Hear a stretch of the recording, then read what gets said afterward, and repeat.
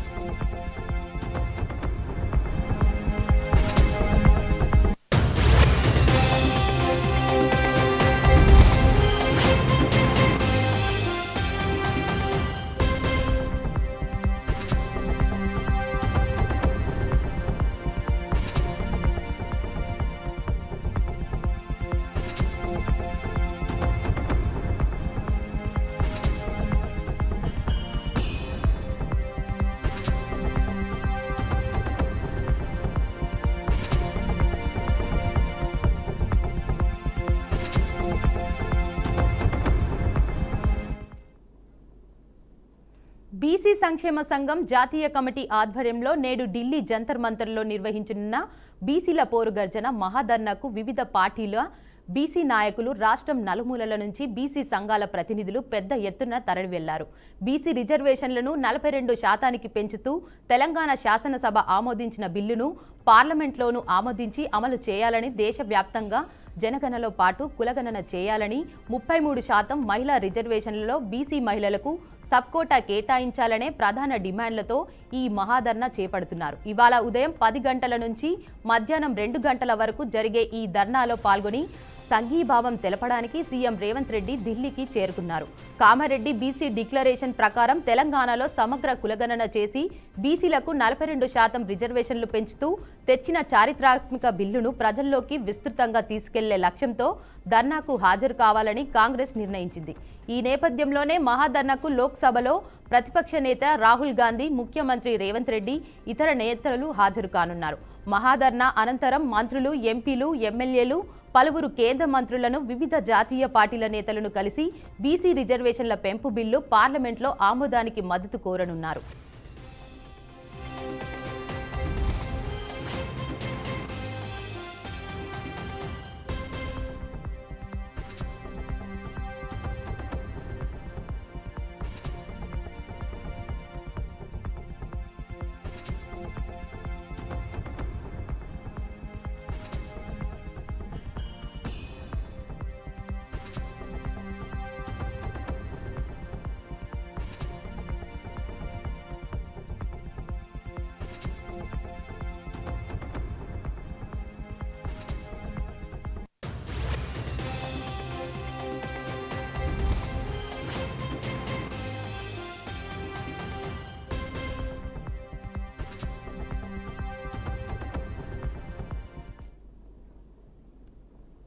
ఇవాళ తాడపల్లిలోని వైసీపీ ప్రధాన కార్యాలయంలో వైసీపీ స్థానిక సంస్థల ప్రజాప్రతినిధులతో పార్టీ అధినేత వైఎస్ జగన్ సమావేశం కానున్నారు.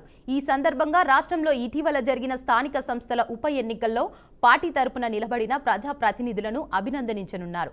ఇబ్బందులను ఎదుర్కొని పార్టీ కోసం పోరాడిన వారి అంకిత భావాన్ని గుర్తిస్తూ సమావేశం నిర్వహిస్తున్నారు. ఈ సమావేశానికి బీఆర్ అంబేద్కర్ కోనసీమ, పశ్చిమ గోదావరి, ఎన్టీఆర్, ప్రకాశం, బాపట్ల జిల్లాల్లోని వైసీపీ ఎంపీటీసీ, జెడ్పీటీసీ సభ్యులు, పార్టీ మండల అధ్యక్షులతో పాటు కో ఆప్షన్ సభ్యులు హాజరు కానున్నారు. అయితే స్థానిక సంస్థల ఉప ఎన్నికల్లో పార్టీ గెలుపునకు కృషి చేసిన ఎంపీటీసీ జెడ్పీటీసీలను స్వయంగా మాజీ సీఎం వైఎస్ జగన్ కలవనున్నారు. ఇక భవిష్యత్ కార్యాచరణపైన సమావేశంలో నేతలకు దిశానిర్దేశం చేయనున్నట్లు సమాచారం. రాబోయే అన్ని ఎన్నికల్లో మనం విజయం సాధించాలంటే నిరంతరం ప్రజల్లో ఉండాలని వారికి జగన్ సూచించే అవకాశం ఉంది.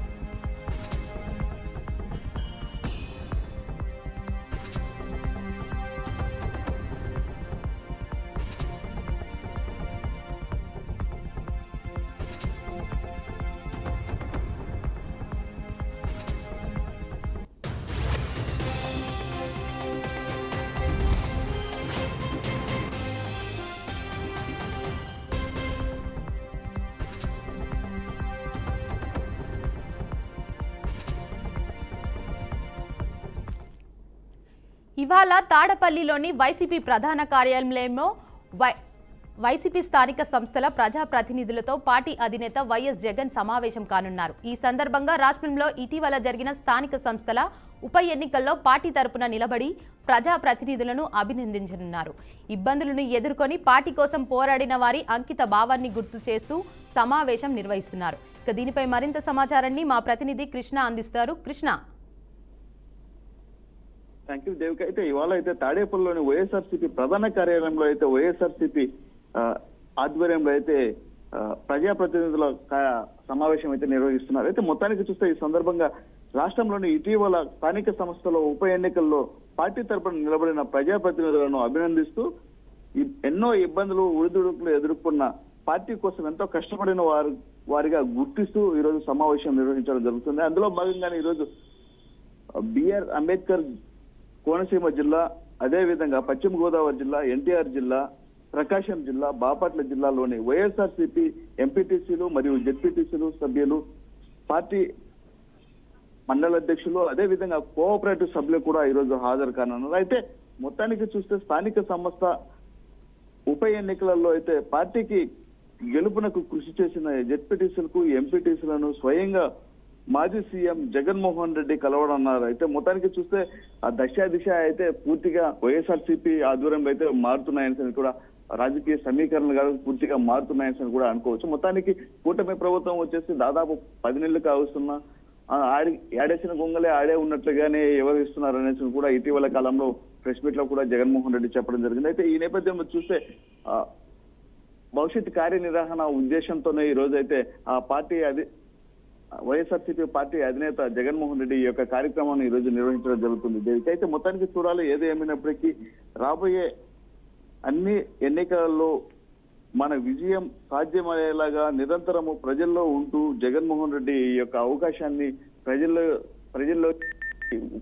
వినియోగించుకోవాలని కూడా ఈ సూచనలు ఇవ్వడం జరుగుతుందని కూడా తెలుస్తుంది. దీనికి అయితే మొత్తానికి చూడాలి. ఏది ఏమైనప్పటికీ కూడా వైఎస్ఆర్సీపీ అజెండాతోనే ఈసారి వచ్చే ఎన్నికల్లో కూడా పూర్తి స్థాయిలో కూడా వారి నిలబడే ఆలోచన కూడా ఉన్నట్లు తెలుస్తుంది Devika. Right, thank you Krishna.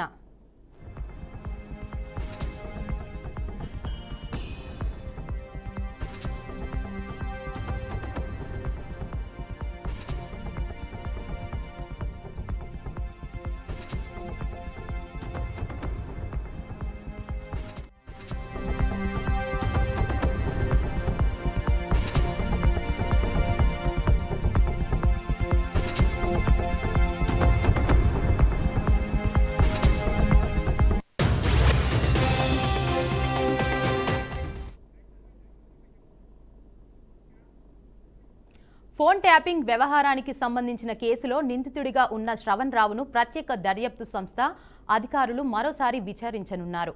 Phone tapping కేసులో A6 నిందితుడిగా శ్రవణ్ రావుపై కేసు నమోదైంది. నేడు విచారణకు హాజరు కావాలని మరోసారి నోటీసులు అందజేశారు. శనివారం జరిగిన విచారణలో సిట్ అధికారులకు శ్రవణ్ రావు ఏమాత్రం సహకరించలేదని అధికారులు చెబుతున్నట్లు సమాచారం. అయితే ఈ విషయం కోర్టు దృష్టికి తీసుకెళ్లేందుకు అనుమతులు తీసుకొస్తున్నారు. సుప్రీంకోర్టుకు వివరించి శ్రవణ్ రావుకు ఇచ్చిన మధ్యంతర రక్షణను తొలగించాల్సిందిగా పోలీసులు కోరే అవకాశాలు కనిపిస్తున్నాయి. విచారణకు సహకరించకుండా శ్రవణ్ రావు వ్యవహార శైలి ఇదే విధంగా కొనసాగితే ఆయనను అరెస్టు చేయక తప్పదని సీనియర్ పోలీస్ అధికారులు చెబుతున్నారు. విచారణ సమయంలో గత ప్రభుత్వ పెద్దల నుంచి తనకు ఇచ్చిన ఆదేశాల మేరకు కొంత సమాచారాన్ని డీఎస్పీ ప్రణీత్ రావుకు ఇచ్చానని మాత్రమే శ్రవణ్ రావు అంగీకరించారని సమాచారం బహిర్గతమైంది. ఎవరి ఆదేశాల మేరకు ఫోన్ ట్యాపింగ్ పాల్పడ్డారని, కేసు నమోదు అవగానే ఎందుకు దేశం విడిచిపోయారు అనే ప్రశ్నలకు సరైన సమాధానాలు ఇవ్వలేదని అధికారులు చెబుతున్నట్లు సమాచారం.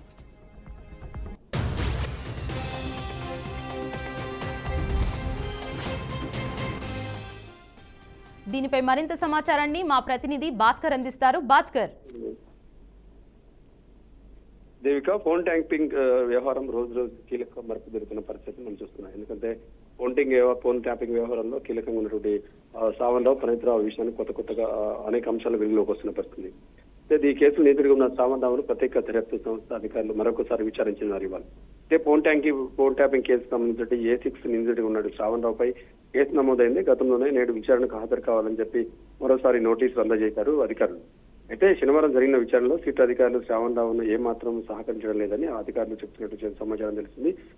ఇదే విషయాన్ని కోర్టు దృష్టికి తీసుకెళ్లేందుకు అనుమతులు తీసుకొచ్చారని చెప్పి చెప్తున్న పరిస్థితి. అయితే సుప్రీంకోర్టు వివరించినట్టు శ్రవణ్ రావుకి ఇచ్చిన మధ్యంతర రక్షణ తొలగించాల్సిందిగా పోలీసులు కోరే అవకాశాలు కనిపిస్తున్నాయి. ప్రధానంగా చూసుకుంటే విచారణకు సహకరించకుండా శ్రవణ్ రావు వ్యవహార శైలి ఇదే విధంగా కొనసాగడం తప్పకుండా తనను అరెస్టు చేయాల్సి వస్తుందని చెప్పేసి ఇప్పటికే పోలీసులు చెప్తున్న పరిస్థితి. ఎందుకంటే అది పెద్ద అంశం, రాష్ట్ర వ్యాప్తంగా ప్రభావితం చేసే అంశం కాబట్టి దానికి ఎలాంటిగా సహకరించకుండా ఆయన ఏదో తప్పించుకుని వ్యవహరిస్తుందని చెప్పి చెప్తున్న పరిస్థితి ఉంది. ఇదే విధంగా కొనసాగడం తప్పకుండా అరెస్ట్ చేయాల్సి వస్తుందని చెప్పి చెప్తున్న పరిస్థితి ఉంది. అదే విచారణ సమయంలో గత ప్రభుత్వంపై పెద్దలు నుంచి తనకు వచ్చిన ఆదేశాల మేరకే తన కొంత సమాచారం డీఎస్పీ ప్రణీత్ రావుకి ఇచ్చారని చెప్తున్న పరిస్థితి. ఇదే విషయాన్ని తన శ్రవణ్ రావు కూడా అంగీకరించిన పరిస్థితి. బహిర్గతమైనటువంటి అంశాలు ఎవరికి ఫోన్ ట్యాపింగ్ పాల్పడ్డారని కేసు నమోదైంది. ఎందుకు దేశం విడిచిపోవాలనే ప్రశ్నలకు సరైన సమాధానం ఇవ్వకపోవడంతో ఈడీ అధికారులు కావచ్చు, సిబిఐ అధికారులు అయితే సీరియస్ అవుతున్న పరిస్థితి. ఎందుకంటే ఫోన్ ట్యాపింగ్ వ్యవహారం అనేది కీలకమైన అంశం. అది గత ప్రభుత్వంలో 10 ఏళ్ళు అధికారంలో టీఆర్ఎస్ ప్రభుత్వం ఫోన్ ట్యాపింగ్ కేసులో కీలక నేతలందరూ కూడా వాళ్ళ సమాచారంలో ప్రతి మూమెంట్ తెలుసుకున్న పరిస్థితి. అది కాంగ్రెస్ ప్రభుత్వం అధికారంలోకి వచ్చిన తర్వాత పెద్ద మొత్తంలో వెలుగులోకి వచ్చింది. దీంట్లో ఉన్న కీలక నేతలు ఎవరైనా ఏదంటే అధికారులు, ఏసీబీ అధికారులు, సిఐడి అధికారులు కావచ్చు, ఏ పెద్ద నేతలను కూడా ఎవరిని విడిచిపెట్టలేదని చెప్పేసి ఇప్పటికే పోలీసులు చెప్తున్న పరిస్థితి. ప్రభుత్వం దీనిపై ఇంకా కొంచెం ఫోకస్ ఎక్కువ చేసి ఈ కేసు మొత్తం స్పీడప్ చేసిన పరిస్థితి ఉంది. Right, thank you Bhaskar.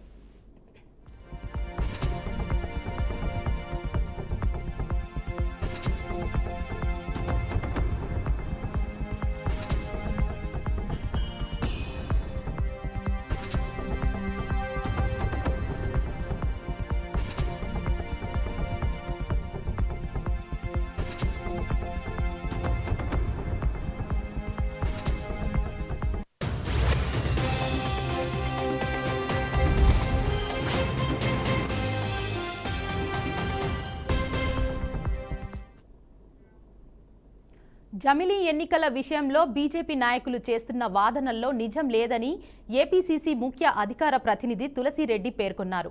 రాజ్యాంగ సవరణ చేసి దేశవ్యాప్తంగా ఒకేసారి జమిలీ ఎన్నికలు నిర్వహించాలనే మోదీ ప్రభుత్వం నిర్ణయం దురదృష్టకరమన్నారు. జమిలీ ఎన్నికలు నిర్వహించాలనుకోవడం పిచ్చి తుగ్లక్ చర్య అని విమర్శించారు. జమిలీ ఎన్నికల ద్వారా కలిగే ప్రయోజనాలను ముందుగా దేశ ప్రజలు చెప్పాలని బీజేపీ చీఫ్ నడ్డా అనడం విడ్డూరంగా ఉందని తులసిరెడ్డి ఎద్దేవా చేశారు. జమిలీ ఎన్నికలు నిర్వహించాలంటే 5 రాజ్యాంగ సవరణలు అవసరమని పేర్కొన్నారు. రాజ్యాంగ సవరణ చేసేంతటి మెజారిటీ ప్రస్తుత లోక్సభ, రాజ్యసభలో ఎన్డీఏ ప్రభుత్వానికి లేదని తెలిపారు.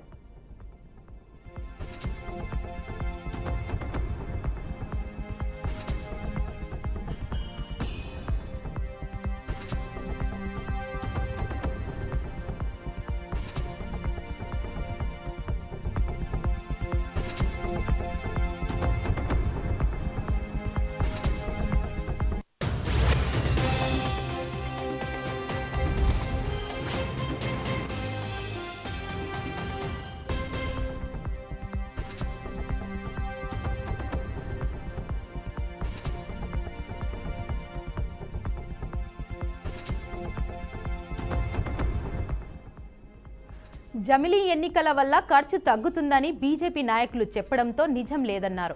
ఒకే దేశం ఒకే ఎన్నిక నినాదం నియంతృత్వానికి దారితీసే ప్రమాదం ఉందన్నారు. అదే జరిగితే ఎన్నికలు లేని దేశం స్థాయికి భారత్ చేరుకుంటుందని ఆందోళన వ్యక్తం చేశారు. కాబట్టి జమిలీ ఎన్నికల నిర్ణయాన్ని ఉపసంహరించుకోవాలని ఆయన కోరారు.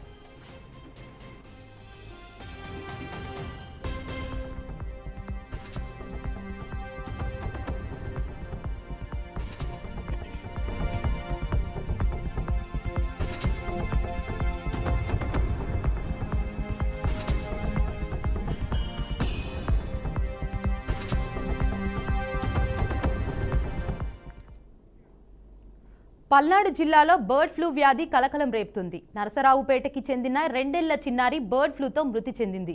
మంగళగిరి ఎయిమ్స్లో చికిత్స పొందుతూ గత నెల 16న చిన్నారి మరణించింది. బాలిక మృతిపై విచారణ చేపట్టిన జిల్లా వైద్య బృందం నరసరావుపేటలో పర్యటించి ఆమె కుటుంబ సభ్యులు చుట్టుపక్కల వారి రక్త నమూనాలు సేకరించారు. నమూనాలను పరీక్షించి బర్డ్ ఫ్లూ కారణంగా చిన్నారి మరణించిందని అధికారికంగా ధృవీకరించారు. బర్డ్ ఫ్లూ కారణంగా మనుషుల మరణం సంభవించడం రాష్ట్రంలో ఇదే తొలిసారి. ఈ నేపథ్యంలో రాష్ట్ర ప్రభుత్వం అన్ని జిల్లాల వైద్య ఆరోగ్య శాఖ అధికారులను అప్రమత్తం చేసింది. ప్రజలు ఆందోళన చెందాల్సిన అవసరం లేదని సూచించింది. జ్వరం వచ్చిందని చెప్పేసి నరసరావుపేట లైఫ్ లైన్ హాస్పిటల్కి తీసుకెళ్ళాము. లైఫ్ లైన్ హాస్పిటల్లో జాయిన్ చేసిన తర్వాత బాగానే ఉంది ఫస్ట్ రోజు. సెకండ్ డే వచ్చేసరికి పాప కొంచెం ఇదిగా ఉంది, జాయిన్ చేయమన్నారు. మాకు హాస్పిటల్ నచ్చగా విజయవాడలో ఉన్న సెంట్రల్ ఎయిమ్స్ సెంట్రల్ హాస్పిటల్కి తీసుకెళ్ళాము. ఆ హాస్పిటల్కి తీసుకెళ్ళిన తర్వాత జాయిన్ చేసుకున్నారు. ఫస్ట్ ఒక 3-4 డేస్ బాగానే ఉంది. తర్వాత వచ్చేసరికి కొంచెం పాపకి సీరియస్గా ఉందని చెప్పి ఐసీయూలో పెట్టారు. ఐసీయూలో పెట్టిన తర్వాత పాపకి 10 రోజుల దాకా బాగానే ఉంది. 10 రోజుల తర్వాత కొంచెం పాప కొంచెం వీక్ అయింది. బాగా వీక్ అయిన తర్వాత పాప ఇంకో 2 రోజులు పాపను తీసుకొని ఇంటికి వచ్చేసాము. అంతవరకే జరిగింది. మేము 15వ తారీఖు ఇంటికి వచ్చాము. 15వ తారీఖు పాప చనిపోయింది. హాస్పిటల్లో చనిపోయింది పాప. డాక్టర్లు కన్ఫర్మ్ చేశారు రిపోర్ట్, అదేదో పైకి పంపించామని చెప్తున్నారు. ఇప్పుడు మా ఇంట్లో ఏదో వచ్చిందని చెప్పారు. మేమైతే చికెన్ తింటలేదు 2 నెలల నుంచి. మా ఇంట్లో అయితే ఎటువంటి వ్యాధులు ఏం లేవు. వైద్యాధికారులు వచ్చారు, మా ఇంట్లో అందరికీ రక్త పరీక్షలు అన్నీ చేశారు. మొత్తం మా అందరికి కూడా నెగిటివ్ వచ్చింది. మాకైతే ఇంట్లో ఎటువంటి ప్రాబ్లమ్స్ లేవు. మాకు తెలియదు పూర్తిగా ఈ సమాచారం. ఇప్పుడు మాకు సడన్గా తెలిసింది మాకు ఇలాగ జరిగిందని ఇన్ని రోజుల తర్వాత. అదేదో మామూలుగా టెస్టులు పైకి పంపించాము అది ఇదని చెప్పేసి ఇప్పుడు చెప్తున్నారు. అది ఏదో పాస్ అయినారు అది ఇదని చెప్తే సరే అని చెప్పేసి మా ఇంట్లో అందరికి కూడా వైద్య పరీక్షలు జరిపారు. మా ఇంట్లో అయితే అందరికి కూడా నెగిటివే వచ్చింది. ఎవరికైతే ఎటువంటి ప్రాబ్లం లేదు. ప్రజెంట్ పాపకైతే జ్వరం వచ్చింది.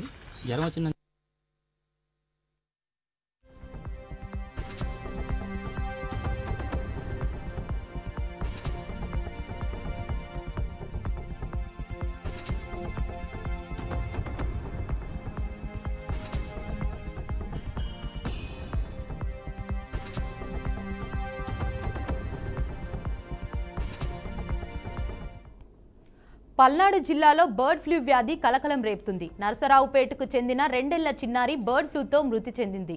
మంగళగిరి ఎయిమ్స్లో చికిత్స పొందుతూ గత నెల 16న చిన్నారి మరణించింది.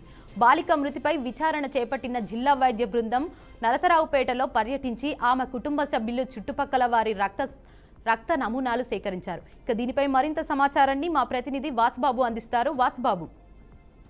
రైట్ దేవిక, పల్నాడు జిల్లా నర్సరావుపేటలో బర్డ్ ఫ్లూ వైరస్ కారణంగా చిన్నారి మృతి చెందిన ఘటన తీవ్ర కలకలం సృష్టిస్తుంది. నర్సరావుపేటకు చెందిన చిన్నారి పెండియాల ఆరాధ్య జ్వరంతో పాటుగా శ్వాస తీసుకోవడంలో ఇబ్బంది రావడంతో మార్చి 4వ తేదీన మంగళగిరిలోని ఎయిమ్స్ హాస్పిటల్లో అయితే జాయిన్ చేశారు. ఈ నేపథ్యంలోని ఎయిమ్స్ వైద్యులు బాలికకు ఆక్సిజన్ సాయంతో చికిత్స అందించిన ఫలితం లేకుండా పోయింది. 12 రోజులు మృత్యుతో పోరాడి మార్చి 16న చిన్నారి మృతి చెందింది.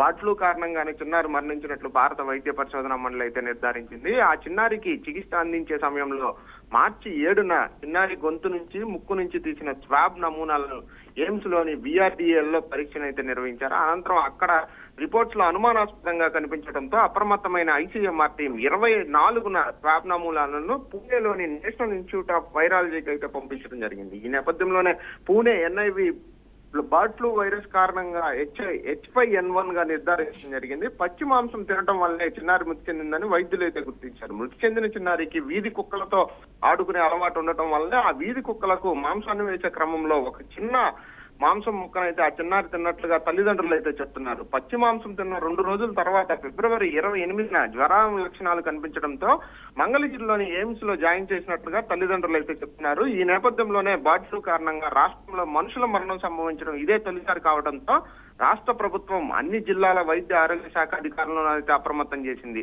ఇవి కాకుండా జబ్బు పడిన పక్షులకు, పెంపుడు జంతువులకు కూడా దూరంగా ఉండాలని వైద్య శాఖ అధికారులు హెచ్చరిస్తున్నారు.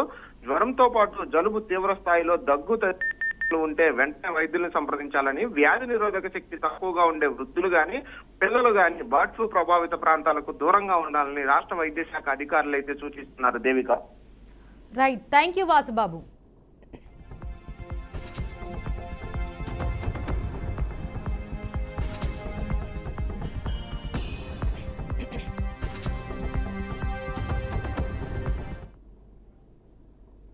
నిజామాబాద్ రూరల్ మండలం ఆకుల కొండూరులో ఆన్లైన్ బెట్టింగ్లకు ఓ యువకుడు బలయ్యాడు. ఆన్లైన్ బెట్టింగ్లో తీవ్రంగా నష్టపోయిన ఓ యువకుడు పురుగుల మందు తాగి ఆత్మహత్యకు పాల్పడ్డాడు.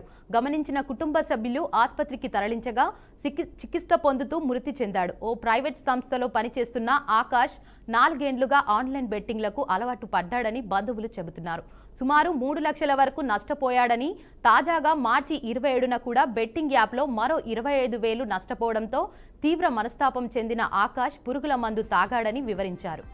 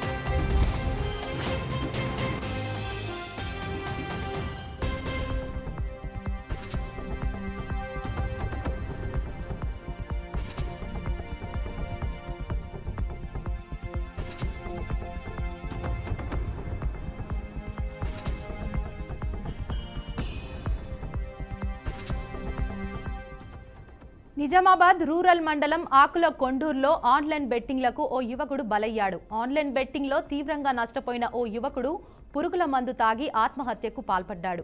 గమనించిన కుటుంబ సభ్యులు ఆసుపత్రికి తరలించగా చికిత్స పొందుతూ మృతి చెందాడు. ఓ ప్రైవేట్ సంస్థలో పనిచేస్తున్న ఆకాష్ 4 ఏళ్లుగా ఆన్లైన్లో బెట్టింగ్లకు అలవాటు పడ్డాడని బంధువులు చెబుతున్నారు. సుమారు 3 లక్షల వరకు నష్టపోయాడని, తాజాగా మార్చి 27న కూడా బెట్టింగ్ యాప్లో మరో 25,000 నష్టపోవడంతో తీవ్ర మనస్తాపం చెందిన ఆకాష్ పురుగుల మందు తాగాడని వివరించారు.